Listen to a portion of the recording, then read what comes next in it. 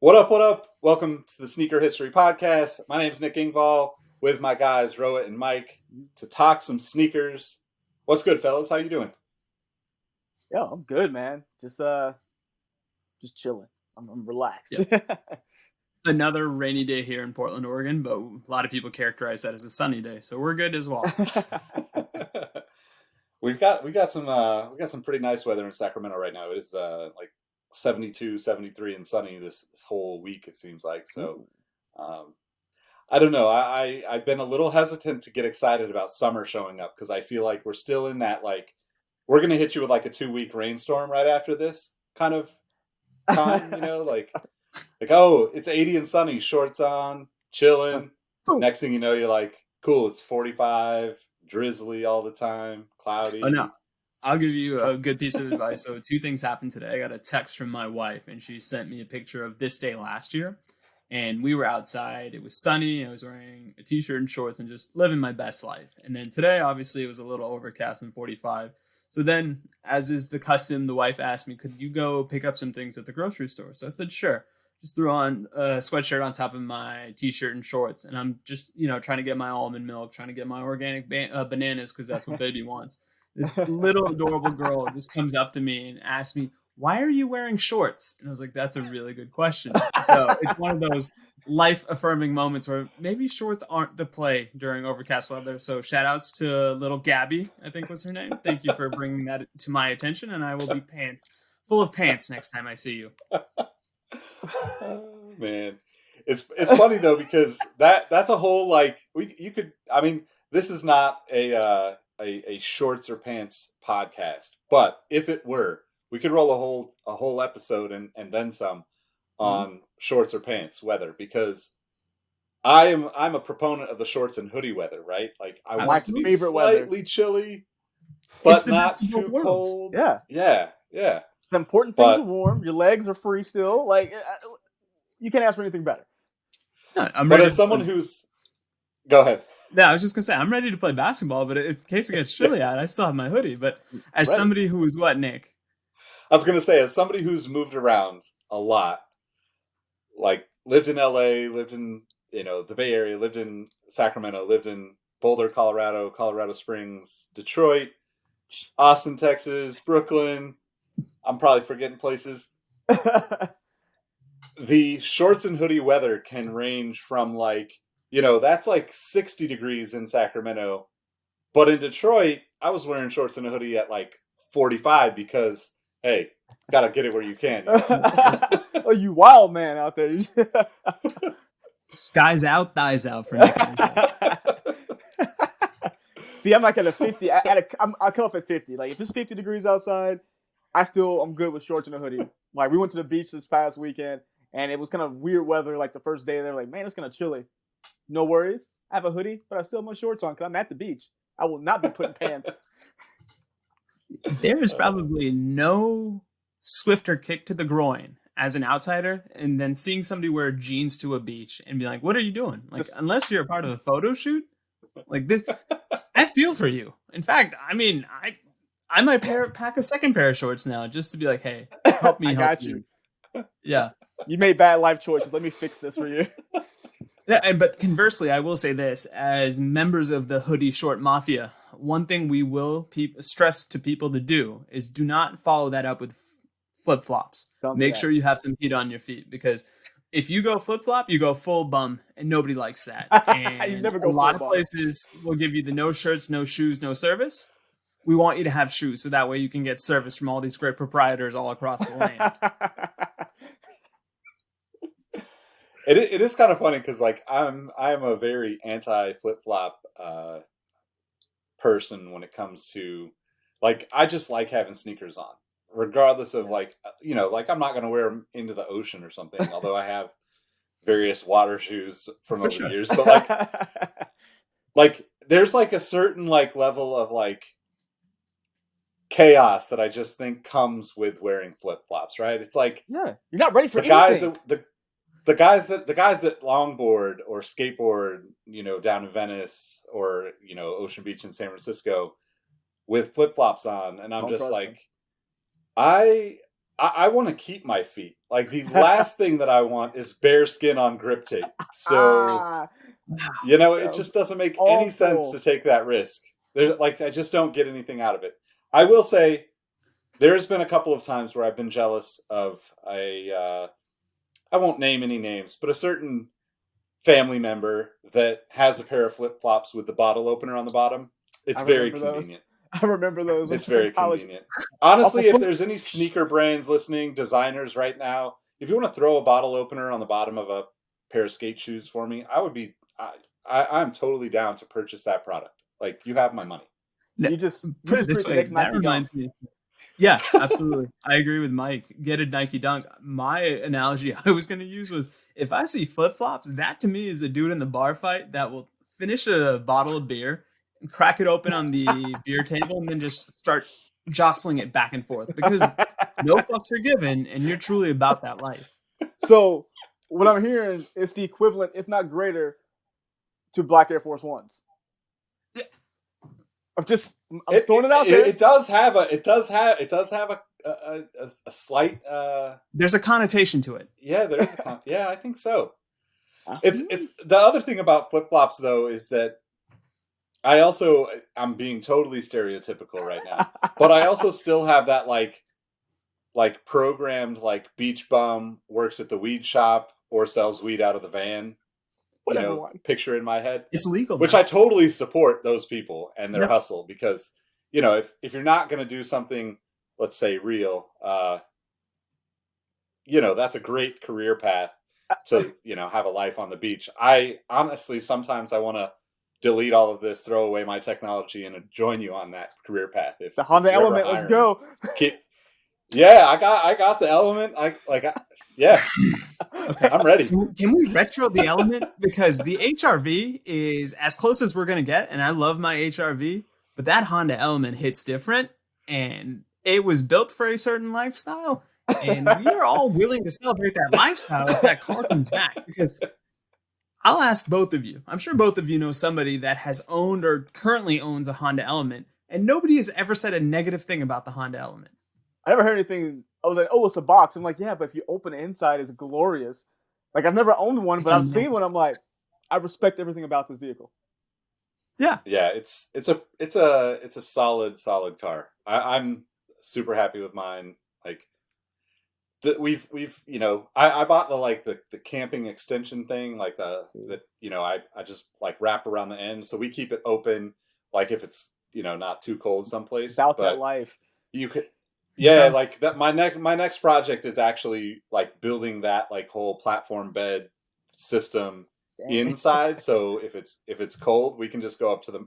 Like, I want to go to Tahoe and sleep in the car, basically. Have dope. Just be on the water. Yeah, that's the life I'm looking for. See, but you have I guess flip flop thing than I do though. Like, you thought about the beach bum and the van. I gotta say, I gotta throw this in here because y'all know I did, but. Shout out to my national champion Baylor Bears. But when I was in school, all I saw was dudes in button-up, like what is it? Tommy Bahama, anything, insert fratty style shirt with cargo pants and the bottle opener flip-flops. I'm like, have you guys ever heard of a sneaker? Like, do you know? But I feel, Mike, that makes your sneakerhead status even stronger because you are walking through the valley of these ne'er-do-wells. And you're the one that's going to lead them down that path towards laces. Follow me to freedom.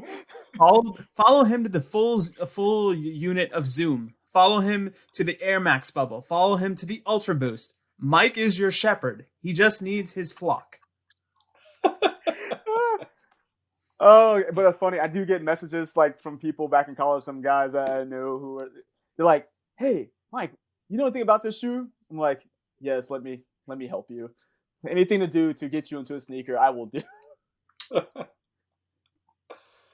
Oh man! All right, so we're almost 10 minutes in, and we swear this is still a sneaker podcast. So let's hear what you guys are rocking and copping this week. So I'll go ahead and start, and I'm going to now do a formal protest in support of one of my fellow sneaker history compatriots. There is a individual on the panel today who had made a request for a heavenly shoe that signifies togetherness. and he has not yet received said shoe, so I will not be copping nor rocking anything until Mike gets his damn cosmic unities, because apparently they're coming to him. We don't know if they are. And this may or may not have been a source of bitter frustration on my part, because recently I was told that the employee store had a pair of the Space Hippie Cosmic Unities. And I'm like, yes, I have access to this. Let me go there. I went there. They had the amalgams. They had a full size one of the green glows. They did not have my Space Hippies. So now I am protesting until Mike gets his Space Hippies. Then I will get mine. And then we will high five in the eternal game of pick up hoops that is life. You know what? I'm about that life, because it has been a heck of a story. Like, it's going to make a great, if they show up, it's going to make a heck of a story. But we just don't know. So April 9th, look for an update on if it actually shipped. We'll find out. Yes. But Nick, how about you? What are you copping? What are you rocking? So I got a little excited today. Uh-oh. Pulled out Ooh. the 88 Jordan 3s. The 88 Jordan 3s from what, 2013 or something? Yeah. Just, sometimes you just have to wear a shoe that just is like next level, makes you feel good. Mm-hmm. That's it, right? So that is definitely the shoe for me. It's like I don't wear the white shoes during the winter, because these are dirty as hell because I wore them today. But normally I'd like wait until it's completely clear of all threats outside. But yeah, just I had to do it, and then like the Nike Talk. Shout out to Nike Talk T-shirt too. It's just like I feel like 2003 Nick is just like thriving today with this outfit, So, but as far as what I'm looking to cop, I've kind of become like super obsessed over these Jackie Robinson Air Griffey Max ones. There's a lot of other shoes that are out there that I should be looking at too, but that's the one that keeps coming to mind every time I'm not looking at another shoe. So that's definitely my cop for this week. Yeah. Send you all the good vibes to cop those. Yeah, man. I hope you cop that. If you need a size, then let me know. Same. Shoot. Appreciate it. Yes. Rohit actually influenced my my rockin'. So from the last episode we were on together, I was like, I gotta put these back on. And the sock dart has made its reemergence.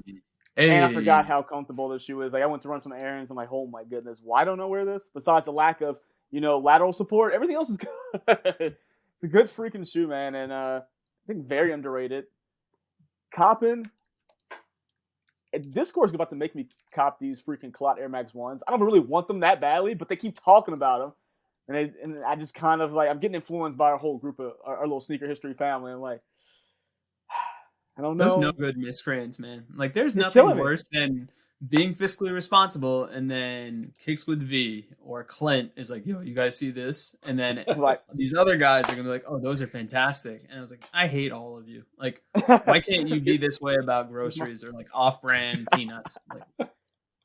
Like, something I can get behind. But nope. Yeah. That is looking real feasible at this point. If not, I am hunting down all these A to ZX pairs of shoes because they are dirt cheap right now and they are super underrated. If I could collect a good amount of them, I think it'd make a nice piece of the collection. Perfect. Alrighty. So I was going to say I guess we got to take care of some business, but we don't have business to take care of. So I'm going to just toss it to you and let you run with it. Okay, I will say this in terms of podcast business. My mom let me know that she is our newest subscriber because she was very proud because we were talking about this off air about certain future projects we hope to accomplish. And she said there was a interesting feeling when she told Alexa play Sneaker History and she heard our dulcet tones. So shout out to Mama Malhotra. She said she subscribed and it's all through the power of Alexa. So Amazon, not all bad all the time if it gets us new subscribers. But to Nick's point, we're going to do things a little bit differently today because we've realized we're quarter through the year. And rather than give you guys, our listeners, another sneaker countdown or find any topic that you're probably hearing on every other sneaker podcast, we figured let's do almost an Agile Retro. And in an industry that's dominated by retros, the Agile Retro is something different. It's short for an Agile Retrospective. And what I wanted to do today was talk to Nick, talk to Mike about how they have felt about 2021 thus far. And it's 3 separate categories and questions that I'm going to ask both of them. And there's no such thing as a right or wrong answer. It's just something that we felt went right thus far in the first quarter of 2021, something we feel that's not gone as right. And then also, what are things you're looking forward to? And then the other caveat I gave these guys was it doesn't necessarily have to be about sneakers, because so much of our mental health is dependent on sneakers, but there's more to us than just the sneaker thing. So with that being said, I'm going to pick on you, Mike. Mike, what is one thing that you have appreciated in the first quarter of 2021? Yeah, so we will break it down. I give you two answers. Perfect. One sneaker related, one just life related. Yep. Sneaker related, I appreciate the community we have been able to build through sneaker history. It has been insane. I've never been able to just have casual conversations about just anything with so many people who I mean, on most parts I haven't actually really met, and it's really nice that the sneaker history community has really broken down a barrier, I feel like, of kind of the, oh, I'm better than this person, I have more than this person. We literally come together to just talk about nonsense, talk about sneakers, help each other find sneakers. And that has made, I think it kind of re-energized my love of sneakers. I was getting burnt down on shoes. I was like, I can't look at another shoe and be like, oh, I like this. Like, this has really re-energized my love of sneakers again, and not getting kind of bogged down by the nonsense that goes on that gets thrown at us from the brand. So definitely community. Another good thing, I mean, on the family side, my personal life, I mean, family has, thank God, has stayed healthy throughout this entire year. We are about 10 weeks and counting from our baby girl showing up. And I mean, I can't be any happier. So, I mean, everything's just going right, and knock on wood, that it keeps going that way. That's so awesome to hear. And I mean, I think it's one of those things where you are adding to our community. So inevitably, when that channel appears on our Discord that just says kids, you get to christen it with your beautiful baby girl. Yes. Nick, any thoughts on what Mike had to say, or any overlap in terms of something you have appreciated in the last quarter? Oh man, I mean, I'm right there with Mike on the community, man, the Discord, the guys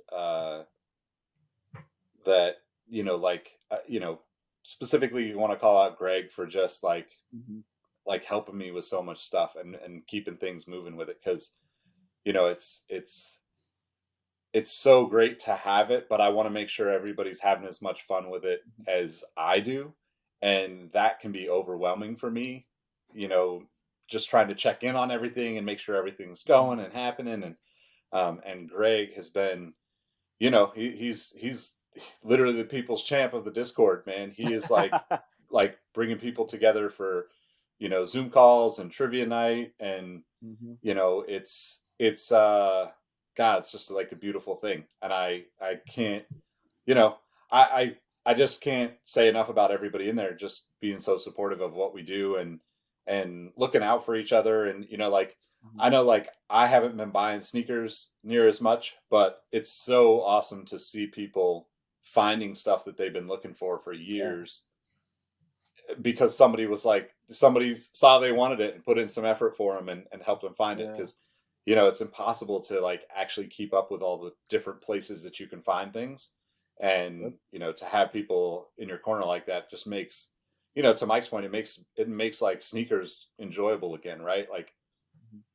I think the hardest thing about sneakers this year has been if you fall for anything that's new, it's not available, and that's that's a relatively new experience, within the last 18 months or so, where almost everything that is, just stuff that you just would not expect to be sold out. And to kind of have the balance in that with the Discord community has been, amazing. Yeah, absolutely. It's just one of those things where you don't feel the losses as much when you have people that are commiserating in those losses, but it's also this double edge, because if we were a bunch of negative Nancy's, that could make that loss feel even worse. But to the fact that both of you have made this, community is positive, knock on wood. There is almost an informal no assholes rule where everybody kind of checks their ego, checks whatever biases they may or may not have, and just supports each other. And it's one of those things that we had kind of mentioned this last year, where we want to obviously increase our community. Like, we want to make sure that there's more female representation. We want to reach out to the younger sneakerheads. Hell, we want to reach out to the older sneakerheads, because this is something that ties us all together, which, if we look at each other on the surface, we may not have any sort of connection, but we do love this one product because of how it makes us feel. So that kind of touches into one of the things that I really appreciated in this first quarter. And I'll use this opportunity to brag about the infrastructure here at Sneaker History, Sneaker Convos. And this is something that I kind of touched on in our pregame meeting, so to speak, where in my life, I'm so used to these big conferences for all my niche hobbies that I enjoy. So if I'm a gamer, I'm always intrigued by E3. Like, what are the new games that are coming out? How are they testing in the public? Like, how are people's on controller feels of it? From a nerd perspective, Mike knows this as well as anybody. Comic Con is like a holy grail for us. It's like, yeah, you want to go for the big Marvel Hall H presentations, but there's also the fact that you don't know what cool shit you're going to see that you're going to want to buy, whether it's a Gundam, whether it's a poster, whether it's a t-shirt. It's just that community aspect of it, again, that's always there. And I thought what we did, and specifically what Nick did as the Cal Ripken, if you will, in terms of not only his quality of moderating these panels, but also the durability and the longevity of it. Nick, you brag about yourself. How many hours did you stream? I don't know exactly the hours, but there were 30 different streams in 5 days. And there were, shout out to, the Canada Super Pod. I wasn't on that as a voice on it, but, kind of ran it from behind the scenes. And then the Soul Searching podcast, Soulful Mike, did a couple of episodes too. So, but yeah, it was a beautiful thing to see all these people kind of step up and share their stories, and, kind of give some insights and share their knowledge with people, I kind of, fall back on like sneaker history being like the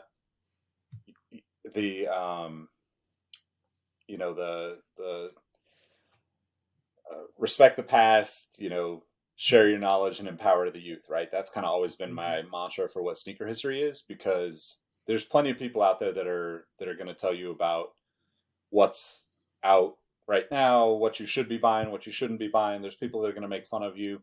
There's people that are going to gas you up when you didn't really do anything. Like, there's everything about sneakers. It's easy to find the kind of the surface level conversations. And so I just always wanted to be some place where people can, get some honest feedback, learn about things that they might not be told. If that marketing budget cuts out a good story about a shoe, or if, there's people, going back to the Discord, right? Like, there's people like Dalton that are massive fans of the Vans half cap. Like, Dalton, I've known Dalton through, social media for, I don't even know how long, years, and not like known each other, but known of each other. And like, to me, that gives his passion for that shoe gives him credibility to share with the next generation, because the stories that he can share are equally as important as the stories that all of us can share.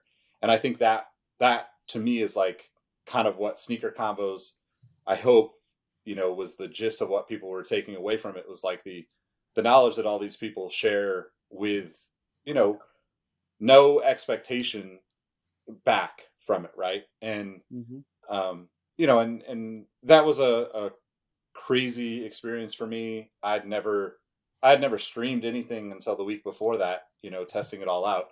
Never done anything like that, on my own. I mean, I've definitely worked with people that do that, but when you don't have to do the technical things and you're just more of the planner and the connector of dots, like it's completely different than me being on screen, making sure that I got all the assets, making sure that I got all of the like visuals for people to, have their stuff, and making sure that I got all the invites out and all this stuff.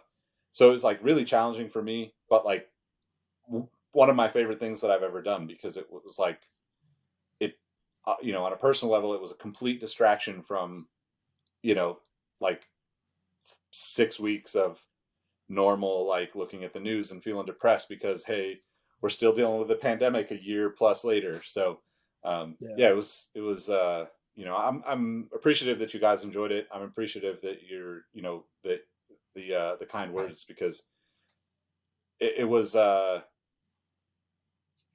it was definitely intimidating for me at first, and it wasn't supposed to be anything to what it became. It was supposed to be 4 or 5 conversations and less than 20, 30 people, and ended up being, I think we had like 120 different people or something like that across the whole week. So, Makes sense. Wow. There's just a lot of people a lot of good people that like just did it for the love of, sneakers. And, not to say that, that was, I totally understand if people get paid to speak, then they get paid to speak.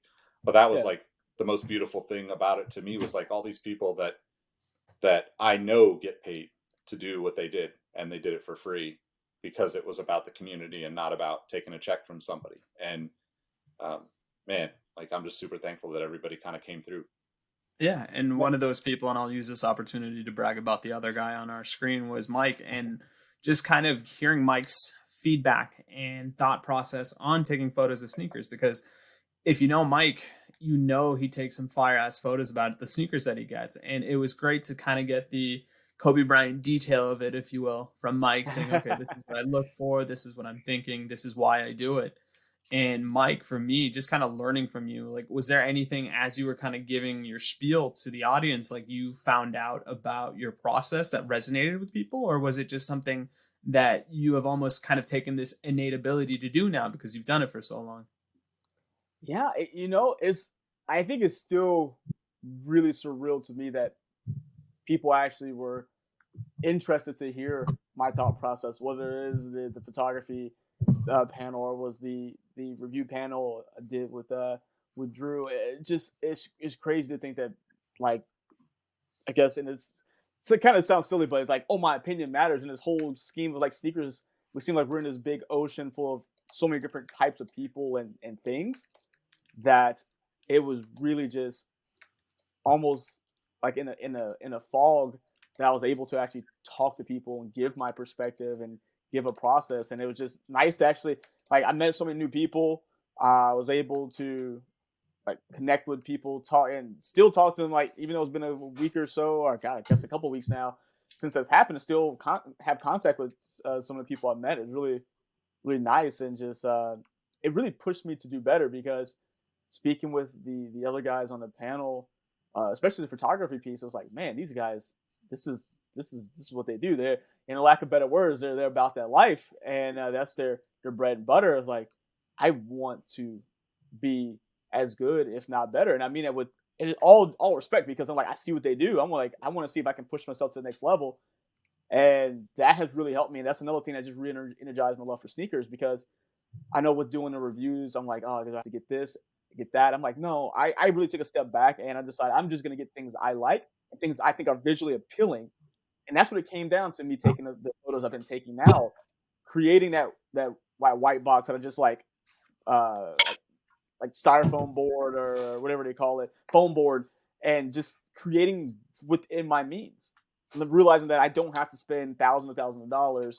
I really just have to get the mindset and keep building, and something good would come out of it. So I don't know. I really just appreciate just the opportunity of being able to be there and be a part of it. And I think my favorite part of everything about that is Nick took a leap of faith to do this. It turned into something big. And the best part was that it got so big that a certain other organization was like, hey, you can't use that name. So that's how I knew, that moment I knew it was going to be something, because if it wasn't, they wouldn't have bothered. So that moment there told me this is meant to be something. I mean, And I in will. hindsight, yeah, like it was great. But at that moment, that Oh, like socks. it was the morning before, right? It was just like, No, because I I will mean, say this. It's two things, right? That might have been our Jordan 1 band moment where it's like, you want to come to this great sneaker conversation, but you can't because it's been banned because we can't refer to it by this name. And I'm gonna hopefully speak this into existence one day. And my thought was this: okay, you know what? We won't use that direction-based name because fair play, they've been using it for a lot longer. But Mm-hmm.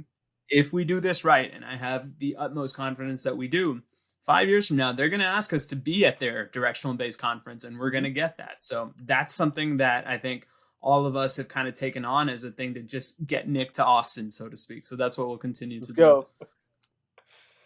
yeah, I So mean, I was just gonna say it's kind of still surreal to even think that. I was talking to somebody about it today because I just catching up with somebody I hadn't spoken to in a while. Shout out to you, David. He'll be on the podcast soon for sure. But um, it was so weird because like I knew calling it what South we did. sneakers, yeah.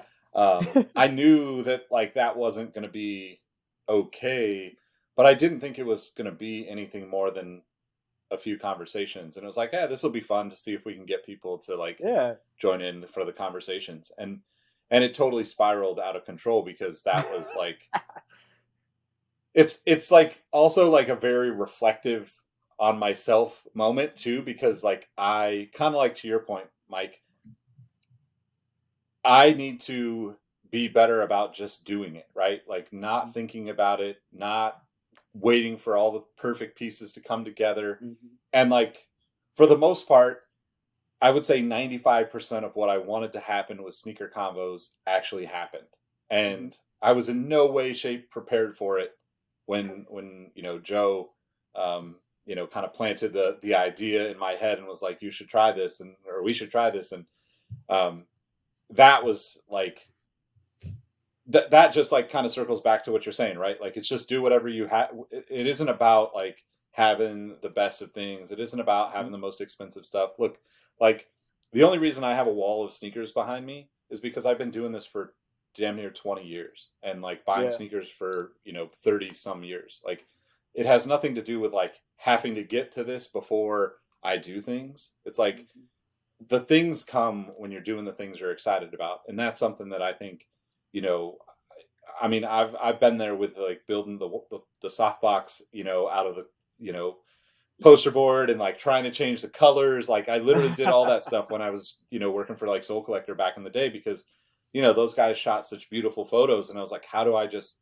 teach myself this without like I was living in LA, and I was living in Sacramento kind of at the time for that couple of years, and didn't have I was like, I needed to pay rent. I didn't need have the money to buy an expensive camera, but I had a decent camera. It wasn't like a game changer or anything, but like I just needed to spend the time learning it and getting better at it. And it's funny too, because like I hardly ever take like pictures with my camera at this point because I'm just so lazy. I'm just like, oh, iPhone will do. Ain't nothing wrong with that, man. That's what you bought it for. It's a mini computer. It can do some crazy stuff. Yeah. Absolutely. All right. Mike, how about you? Is there anything, because I know Nick touched on it when he was talking about things that he liked. He also kind of dabbled into something that's frustrated him in the first quarter. Has there been anything in particular that's frustrated you as a sneakerhead, or maybe as a human being in the first quarter of 2021? Because life is like that sometimes. Yeah, I say life is good, man. I'm blessed beyond reason. I have nothing to complain about. I woke up today breathing, so I have nothing to complain about. Being a sneakerhead, though, I can complain about that all day. Bring it on. No, you know what? And it's more, I don't know if it's more like systematic things that we just have no view of, but it's mainly just how organizations that are bigger than us, like when I look at us, I look at, wear testers, I look at guys like Seth Fowler. We really are still keeping it to a point of, we're still talking about the sneakers, talking about the stories, talking about the performance in the case of Chris and Drew and the guys there at Wear Testers. We're breaking down the sneaker, whether no matter in what way or form, is happening, and there's more guys out there doing it. I'm just naming the first couple on top of my head, and I just don't like how there's two things happening.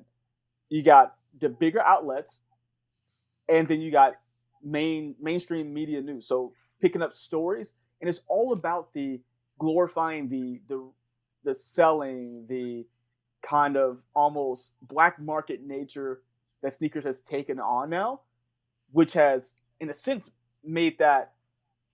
I don't know if it's because quarantine people have gotten bored and just trying. Well, not necessarily bored. Well, yeah, bored, and also trying to find more ways to bring in income. But it seems like those types of coverages on sneakers and like the bots and all that stuff had just made it impossible. Nick said it earlier. It's like you get caught in this trap of, oh, this is cool, this is new, but I really have to think, am I even going to get a chance to see it? I've never seen a point in my life where I can't go try on a shoe. And I'm not talking about quarantine or COVID. I'm talking about just the sense of the product being available. When is the last time you've been able to try on a shoe that wasn't something that you were going by, hey, I just need purely a basketball shoe. I don't care if it's the new one. Oh, I need purely whatever it is, like a walking or running shoe. If it's not a particular model you're looking for, it's the new thing, cool, you can go ahead and do that.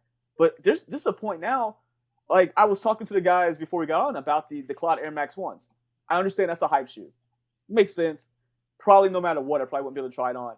But since now we having to guess what size it is, people are like, oh crap, I got it, my normal size too big. I didn't know they were going to deconstruct the padding. I had no idea. Or they're getting the Harden Volume 5. You can't find it in the store, and come to find out, it's not the same sizing as traditional Harden. It actually ran a little longer, but you wouldn't know because you can't try it on.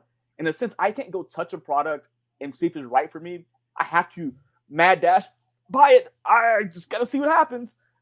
I don't like that. I like to buy things that I know I want, in the sense that I'm being rushed and said, hey, your money's not good enough if you're not as fast as this guy. I don't have the particular technology as this guy. That's the thing that frustrates me. And it seems like it's just gotten worse over this. I know the past year, but this past quarter seems to be hitting the peak. We're celebrating resellers and all this stuff so much more. And I don't care what the reselling, but I think the celebration of it has just made it just kind of too widespread. It's too many people know about how to do it, and it's making it harder for just normal people who want a shoe to get a shoe. And that's kind of how my soapbox moment. No, I mean, that's what this retro is for. Is like, there's no right or wrong answer. I'll use this anecdote, and I tell people that are listening or watching, put on your hat, because I'm about to drop a name and it's really douchey, and I apologize in advance. But Mike had mentioned the fact that you are making decisions on a whim, and more importantly, in a very accelerated manner, because you don't know when it's going to sell out. And I talk a little bit about being an ex-Nike intern. So one of the biggest perks I got out of that was we got to one day have lunch with Phil Knight in a room. And anybody could ask him any question that you wanted. So your boy here decides, okay, Mr. Knight, thank you so much for giving me an awesome summer. What is the worst decision you've ever made in your career? And obviously it gets a couple chuckles. You kind of come out as a little bit of a troll, but it wasn't my intent, because thought is, you are a titan of your industry. Like, whatever you give me, even if it's a smart ass answer in the back, I can at least say, hey, I got this moment with you. And he said something that resonates with me to this day that you just said, Mike. He didn't give me a specific example, but what he told me was, I will never, ever make a decision on just rushed instinct. I will always take my time. And to your point, Mike, that's just not happening now, because we have to be able to cop this sneaker. I hope it fits. I hope it doesn't wreck my feet while I'm shooting a layup, but I can't even tell anymore. And that is super frustrating. And I'll use that to bridge into probably my biggest frustration in the last quarter. It's something both of you have kind of alluded to in indirect terms. I'll go ahead and just say it. I think the vilification of the sneakerhead has been my biggest frustration, because unfortunately we've seen a lot of stories that, to both of your points, highlight the resellers. We also hear these stories about the fact that more often than not, greed is the biggest catalyst in these stories. We hear about kids that are buying X hundred thousands of dollars worth of sneakers and then flipping them, and they're going about it through nefarious means. And it makes all of us look bad, because at the end of the day, we would want that product if it was made available to us. But I think we are a little bit mature in the sense that we're not going to pay an arm and a leg for it. But it is frustrating, because so much of what constitutes the sneakerhead is the joy that comes of getting that pair, wearing that pair, basking in the revelry you get in that pair. And we don't get to do that as often. And some of it is pandemic based. I'll be the first to admit it, but others is it's just hard for us. And I look at us in terms of we're a mom and pop podcast. We don't have that big backing. We're not going to get seated shoes just so we can make a quote unquote video moment that people can post on their social media accounts and say, oh, did you hear what sneaker history said about this, this, or this? We are a nuanced podcast that we care about things that are bordering the sneaker just as much as the sneaker itself. And we're never going to be that, but we want to make sure we continue to open the eyes of prospective sneakerheads that says, hey, it's not all bad. We're not all bloodthirsty, greedy people that want these sneakers because we need to have them because the kid down the street has them and I need to keep up with him or her.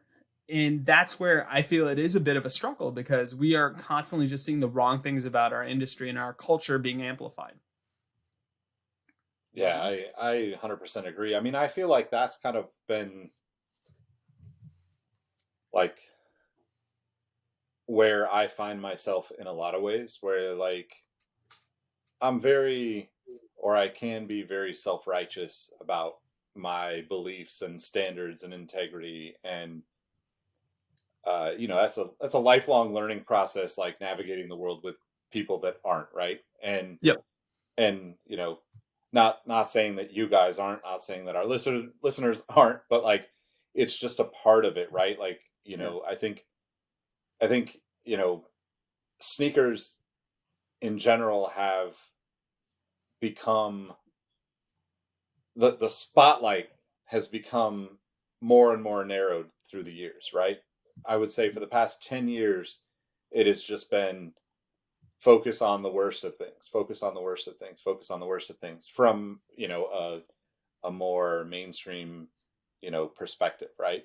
And there's good things about it, growing and even the resale business is still a positive in the larger picture of opportunity that comes for, look, like there wasn't a StockX 6 years ago or whatever it was, there wasn't a GOAT 7 years ago. There wasn't opportunities to work in a company that gave a shit about sneakers, that exists now. Right. So, I think it's kind of a,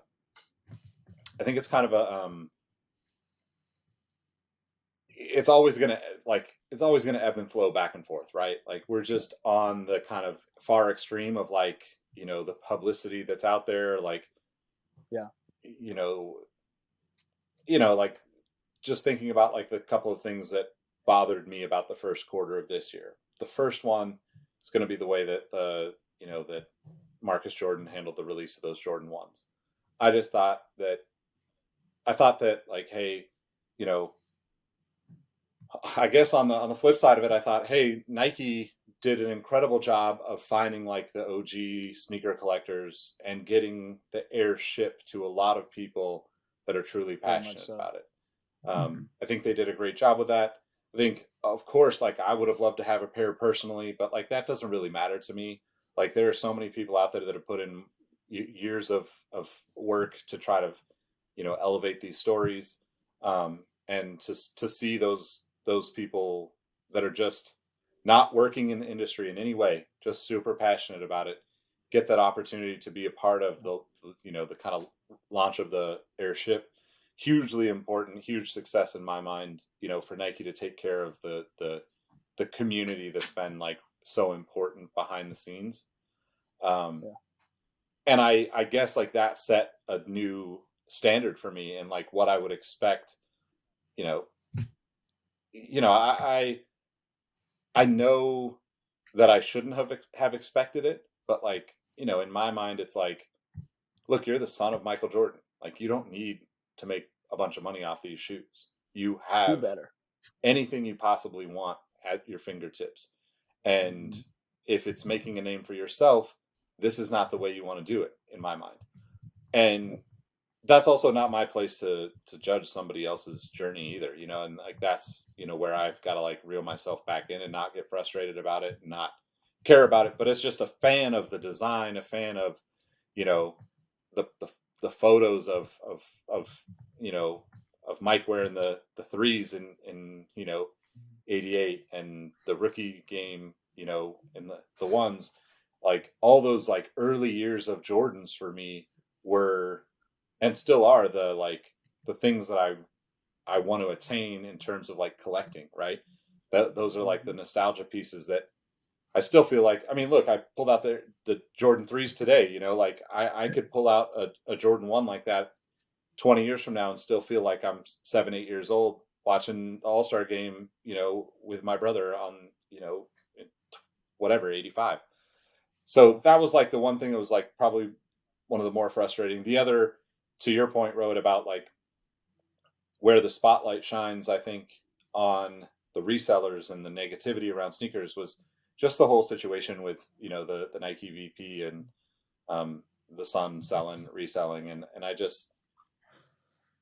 I totally understand the temptation of that. I totally understand that the kid is probably just excited because he has access to shoes, and it spiraled out of control.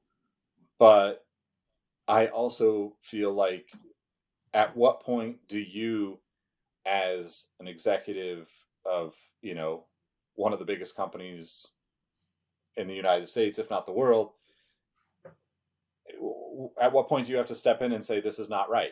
Like this just can't happen. And, or on the flip side of that, like, are you really not getting paid enough and you need to have your kid be making, millions of dollars reselling the shoes off your discount? Like, I think like there's so many ways you could go about it, but more than like the disappointment in the actions, I was just disappointed that became another talking point for everybody who doesn't understand sneakers. Yeah. Plain and simple. No, I think that's expertly said. Mike, do you want to chime in on any of that, or do you have any other stories that fuel your frustration? No, I mean, I think Nick hit the rest of them on the head right there. Just like some things that it was done by, like I say, it was more like systematic, and it was Nike with the VP, their kids selling the sneakers, Marcus Jordan doing whatever the heck Marcus Jordan was doing. They want us to keep feeding the fire and keep buying these sneakers. I can't expect the company to do right by everybody. That's literally impossible. I don't expect it from them, but I do expect them to do better and give loyal customers.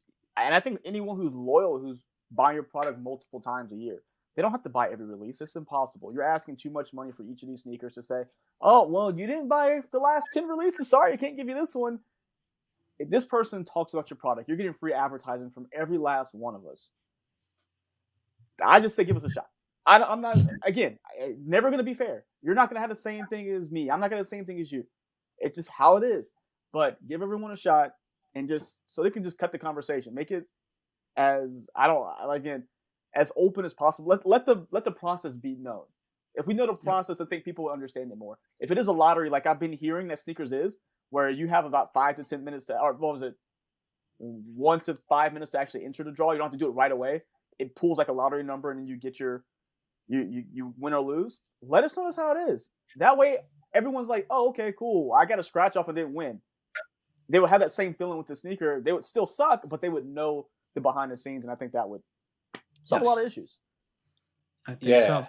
I think the another thing that just kind of pops into my head, like I have like mixed feelings around the sneakers app, right? Like, I think it's impossible. I think we've created the impossibility by funneling everyone into one app. And so I am going to shamelessly plug, like, I've been trying to do like this newsletter on Outside the Box, right? And today I wrote about essentially refurbished shoes at the Nike outlet, and like Nike shutting down some of more of the accounts, Urban Outfitters, DSW, a handful of sporting goods stores, like places that I think are still important to the bottom line. I don't want to necessarily get into that, but if you want to read about it, like I wrote it, you can find it on the Outside Pod's social accounts or whatever. But sneakers elevating people from the community within the app has been beautiful. And I wish that was more prominent within the app. I wish that all of those little many interviews that they do with the random chick that skateboard and the random dude that works at the bodega, all these like people that we are and know and love and interact with on a daily basis, pre-pandemic. But like that's such a beautiful thing to me, and it sucks that they get so much backlash for the buying and the consuming of sneakers through the app, because it is a terrible process. But it's also like look, if you made that about anything else, you would still have the same problem, in my opinion, right? Mm-hmm. Like graphics cards are the same way right now. Trading cards are the same way right now. The first week an Apple product launches, right? Like you run into the same headaches buying this stuff, and to have the millions of people interested in it is beautiful, but like to funnel them into one place and think that people are actually going to be happy with the product, it's going to be impossible. But I think like the other thing that, not to harp on Nike so much, but they are the leader, right? Like we all look to them as like the inspiration. They're the aspirational ones in everything, right? Whether it's marketing, product lines, design, everything that they do is kind of like leading, cutting edge, innovative. And I think one of the things that was like super disappointing was kind of to see that refurbished wall that we talked about on a previous episode and that I wrote about, where, and shout out to Matt for sending me those pictures for us to post. Positioning that as this move to zero, green movement or sustainable movement is so much of a bummer to me, because like as a company that literally, like I've literally watched go from like an Air Force One to, I mean, the greater than series, right? Like the innovation and the pushing of the envelope that Nike is known for, I feel like that is just like a slap in the face to who they are by trying to position something that they already do. They already sell refurbished shoes. They already are, they're already making money off of these shoes in so many different ways. And when they have to not backdoor them, but when they have to take back shoes from a retailer and then send them out to a DSW or a Ross or a Marshalls or something, they're still making profit off of those shoes. They're not giving them away so Ross can be in business. They're still making profit. And to see them position that as like a part of the move to zero, like push, was super disappointing, because I just expect more from them. And I know that they do more than that. I know that they do more to actually become better at, less trash and less waste. And, like they're constantly trying to improve. And I think that's always a part of what I admire about Nike. And, like I think of my friends that work there, that's also what I appreciate about them. Like you have to have that mentality to work there, where you're constantly, it doesn't even have to be like within your job scope, right? It's like, it's hopping onto, this podcast and learning about something you don't know about, or it's reading a book or talking to people and constantly learning. And like to see that was like a super like, wow, like you missed the mark like crazy on this one, because like we know you can do better. And like, just on a personal level, the sustainability thing is something that I've been wanting to talk more about for the last 4 or 5 years. And I've tried to bring it up more, and it's obviously right there. And I've, in my like, day job work, I'm trying to work with brands that need help trying to bring that to light and highlighting the people that are doing it in the right way already, because there's so many people in the footwear industry that are doing amazing things. But then to your point about like the perception outside, if the perception is that Nike selling refurbished shoes is a good step in sustainability, in the sustainability world, then all the other brands just go and try to copy that, and it doesn't make any sense. It's like, no, you need this to be this needs to be like a real step in the right direction. So that was super negative. So we gotta turn it around into something positive. Yeah, I got you. This is why I'm here, so to speak. We've got 5 to 10 minutes, and that was a very heavy thought, but I figure let's end things on a lighter note. So, you know what?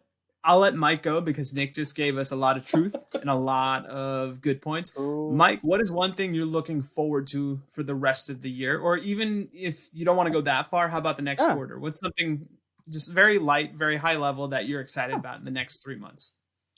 Honestly, I'm excited to just create more, doing more on the channel. Again, like I said earlier, it's kind of switched directions. Yeah, I'm still gonna try to do the reviews and new stuff, but I'm really trying to put spotlights on sneakers that people don't see that often or don't talk about that often, I should say. So Perfect. really excited about that. Like next thing I'm working on really is trying to put some more light on that the Adidas ZX pack. Like that whole ZX thing is it's a legendary shoe that people don't talk about enough, and I think it deserves some shine to it. So I'm excited for that. I'm excited to see more of the competition in basketball sneakers because Puma and New Balance aren't joking out here. And I've got my hands on a few of the Puma products. I haven't had any New Balance products, but I've heard nothing but good things. So I'm excited to see that competition keep pushing the bigger brands to do something better. So there's some good stuff out there. I think performance basketball is on its way back into our lives as a normal talking point, and I'm here for it because that's my favorite type of shoe. Perfect. Nick, how about yourself? What's something that you're excited about in the future? I mean, I still got a sore shoulder from my first COVID vaccination, so I'm excited to see people, man. I want to I'm still going to be masked up and super careful because there's just too much. There's too much at risk. I got way too many things to accomplish in life, so I'm not trying to mess around with any of that. But I want to go out and talk to people and go into stores on have conversations with people. I really haven't done a whole lot of that, and I'm just looking forward to kind of connecting with people again because I feel like that's ultimately what I love about sneakers. And as much as it's fun to do it online, it's even more fun for me to grab a coffee or grab a bite to eat with somebody and hear their life story about shoes. So that would be it for me. Perfect.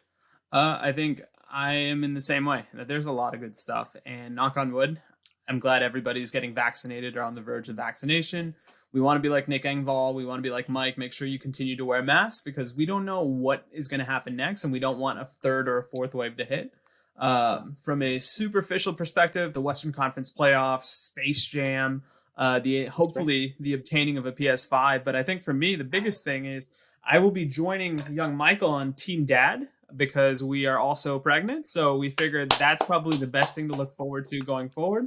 Nice. So, Congrats, man. Congrats, my man. So I figure that's the nice note that we can all end on. So I'll use this opportunity to allow these guys to once again brag one more time about where they're at on social media. Nick, you go first, man.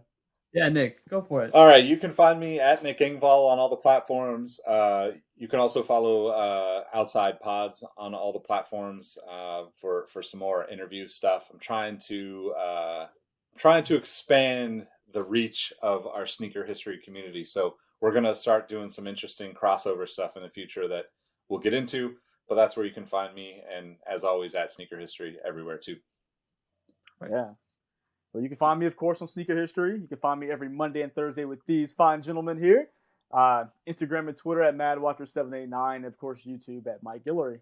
Rohit, take us home, man. Yep. I am on Twitter at Roheezy. I'm on Instagram at RohitM13. And more importantly, I'm part of Sneaker History. And we thank you guys so much for listening to us. This was one for us. You always hear about one for them, one for us. And we do a great job giving you guys great content that is about the culture. It's about the industry. But I figured let's just do one for us because it can go a long way in energizing us. So thank you so much for listening to three guys talk about what they like and what they don't like about the sneaker world today. Yes, sir. Right on. We'll catch you all on the next one. Peace. See you guys. See ya.